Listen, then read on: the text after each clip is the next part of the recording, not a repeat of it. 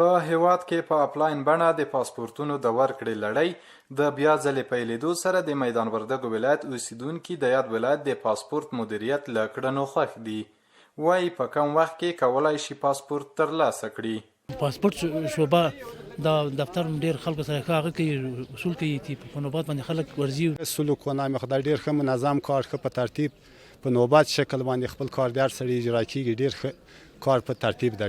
د دغه ولایت د پاسپورت مدیریت مسؤلین د پاسپورتونو د ورکړې لړۍ له روڼتیا ډاډ ورکوي. وایي په ورځني ډول په انلاین او افلاین بڼه 100 پاسپورتونه ویشل کیږي.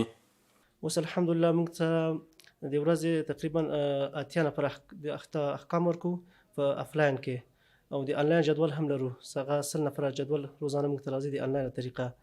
نو روزانه تقریبا موږ 100 پاسپورت توزیع لرو.